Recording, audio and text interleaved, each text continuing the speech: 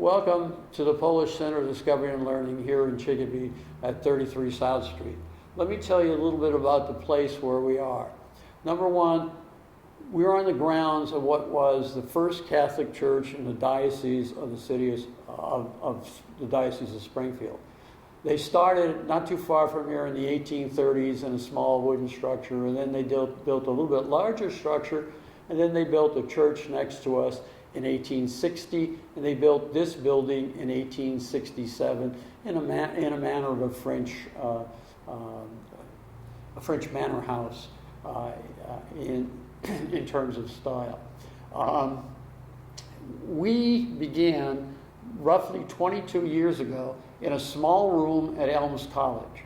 Our director at the time, Stanislav Shitash, was approached by the Elms to start a little museum at the Elms College, and and also the Irish community in Chicopee was invited in, and there were two small rooms, one which had the Polish exhibits and another which had Irish exhibits, and we came over here about 16 years ago, and we took over this building that was abandoned for approximately 25 years. It had extensive damage.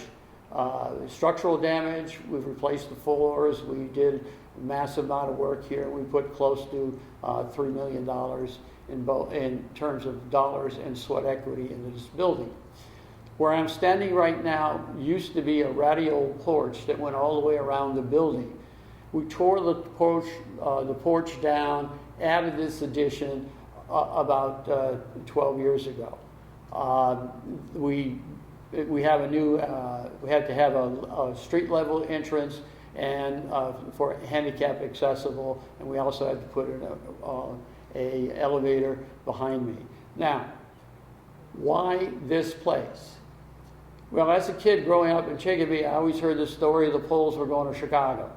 And they got to the train station in Chicopee and they say, Chicago, they got off the train. The story is not true. What happened was that back in this was in 1880 when the first 5 Poles came to Chicopee, the mills were booming down the lower part of Exchange Street and near the center of town, and they wanted workers. So there were agents that would travel to the villages looking for workers, and they would sign people up to come to work in the mills. And we know there were 5 people from Poland in 1880 that came, and the story is that they were at the train station and nobody knew what to do with them. So the priest from this church went to the train station, know they were basically going to the mills for jobs in the mills, so he invited them here, and they spent their very first night in Chicopee in this very building. So the entire Polish community in Chicopee began here. And this whole area of Chicopee was where the first Poles, there were mill houses down off of Exchange Street where most of the Poles first came. Even though this was an Irish parish, a number of the Poles, this is where who were Catholic would come here for worship as well. Now in the rest of this building we have a series of what we call, they're cathedrals, they're called Shepkies. In Kraków every year they would have a contest, and the rules are very simple. You had to have a cathedral, it had to have a manger scene, it had to have a Polish flag, an eagle. And that's all it is. And all these you'll see around here, these very large pieces were made professionally and were purchased by a gentleman from New Britain, Connecticut, Bernard Pajewski, who when he died, he gave us all his collection. And we have a large number of these pieces throughout the building. Also behind me, you'll see a wall hanging which was made in Poland. It was given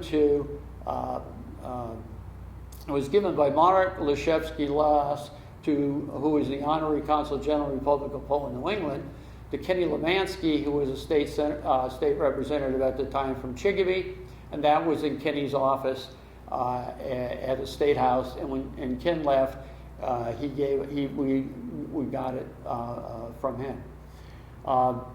Also above me, you'll see a chandelier. Again, how we get things, somebody made this for us, not only made it, illuminated it, hung it, and on it he put the coat of arms of the three capitals of Poland. Gniezno, the ancient, the first capital of Poland, Kraków, Krakow, the second Renaissance, medieval capital of Poland, and Warszawa or Warsaw, the modern capital of Poland. We have pictures here of some of the very first Poles who came to Chicopee and established, a number of them established businesses. There are two in particular we'd like to focus on. On the top, the biggest one in the center, is Felix Fortek. Fortek came to Chicopee in 1900. He worked in the mills, the Dwight mills, as most of the Poles who came to Chicopee worked in at that time. And eventually he started a number of different businesses, and he had a real estate business. And in 1921, I believe it was, the Polish National Credit Union was founded in a back room in one of his real estate business on Exchange Street in Chicopee. He also was the first Pole elected to office in Chicopee. He was elected to the school committee. Here we have Stanislav Shitash. Shitash came to the United States about 1900. He started a business about 100 years ago that probably most people in Chicopee know. It's called Chicopee Provision. He started it started out near West Street, and now is up near Westover Air Force Base, and it's still in existence. He was elected to the Board of Aldermen, and he also served on the Selective Service Board here in Chicopee in the 1930s and 40s. And again, a number of these started businesses. A lot of them were little mom and pop grocery stores. There's a barber, a police officer, and all of these were part of the board of directors that established that building in 1910.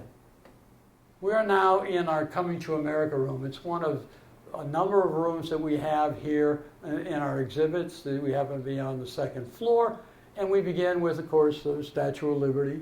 And that shawl wore coming from Poland to the United States sometime around the turn of the 20th century. We have a number of important items here, but I like to focus in on just a couple. And when I talked about immigration, Polish immigration coming to the United States, and particularly to Chicopee, it was in 1880. But another big wave of immigration of Poles coming was in the 1920s, and also after World War II. And here we have a case that says, a suitcase that says National Catholic Welfare Conference, NCWC, and a gentleman by the name of Bronislaw Gia, who was coming to here in Chicopee after World War II.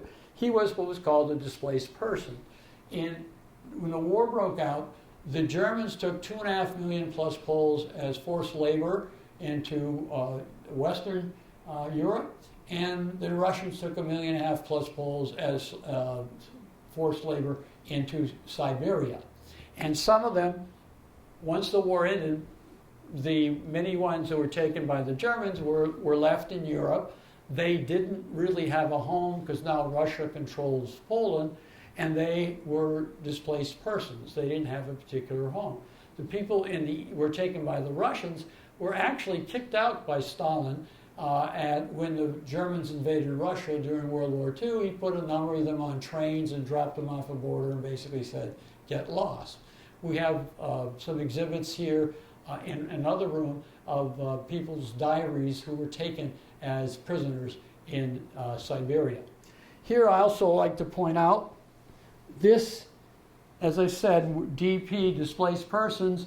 This gentleman wore this as a guard. He was like a sentry at the camps, so he wore this armband just to signify that he was a sentry, a guard.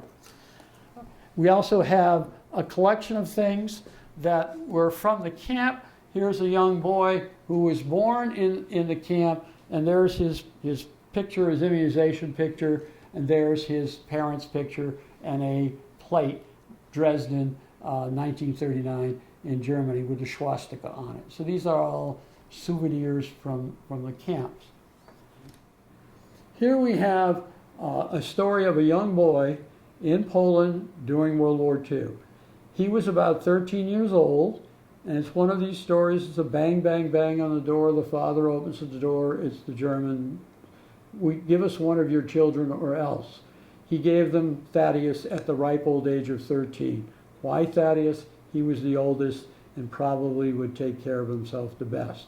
In this collection of his memorabilia, we have the P they wore on as a pole to symbolize he was a pole on his outfit when he was working as in the forced labor by the Germans. This is his German Arbeiter, his German workbook, and there's his German identity papers. What did he do? Just physical labor. Clean this up, do this. After a bombing mission, clean this up.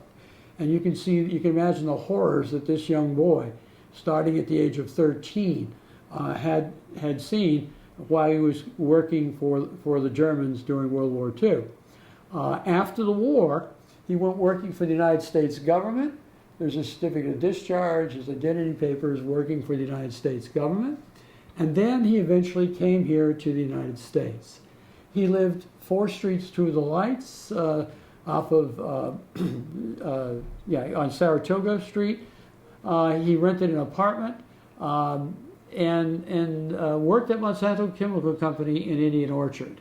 He never married, and as you can imagine, the horror that he went through, that he had some difficulties. And basically, the people he rented the apartment from had a dog, and their dog spent most of his time with him.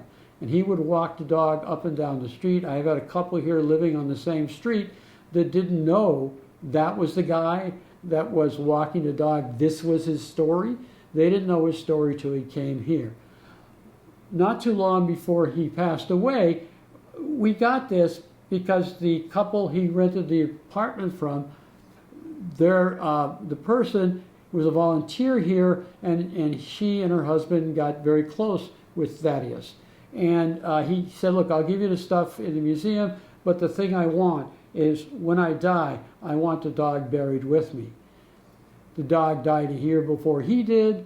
They cremated the dog. He's buried at St. San's Cemetery with his best friend. That's the story of Thaddeus Kurusz. Here we have a photograph of a first Polish grocery store in Chicopee. The founder of the store stands right there. His name is Stanley Tulea. On the back of the photograph we had, it was an 8.5 11 by photograph. It said it was 1886. And we had one of our friends here who had this photograph blown up. This was a blob over here. He cleaned that up and had it laminated and hung here, and we couldn't exist without people like that. He had a number of different grocery stores in Chicopee and eventually left Chicopee in 1894 to move to New Britain, Connecticut. We also have here a collection of soda, Chicopee Soda Company. They were here on West Street, owned by a Pole. White Eagle was in Chicopee Falls. We have a collection of milk bottles here from different Polish dairies in Chicopee. And over there we have a picture of a tobacco barn in Hatfield, Massachusetts. And a number of people from Chicopee would get on buses in the 1950s and 60s and 70s to go to work at these tobacco barns in the area.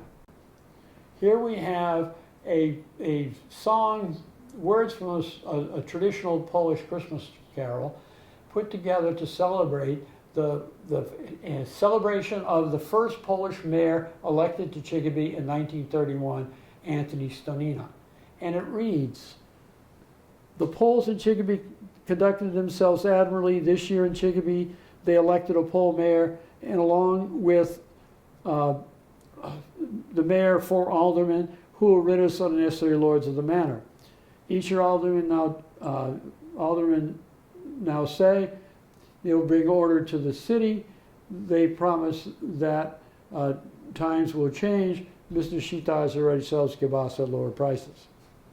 Okay, in this photograph, there are the first 4 Polish mayors in Chicopee. I'm standing on the far left, you had Ed Lysick. The gentleman holding the large gavel was Walter Trabulski. Next to him is Edward Ziemba, and the first Polish mayor of Chicopee, Antoni Stonina, who was a very successful businessman here in Chicopee, and he also is the person responsible for Westover Air Force Base being located here in Chicopee.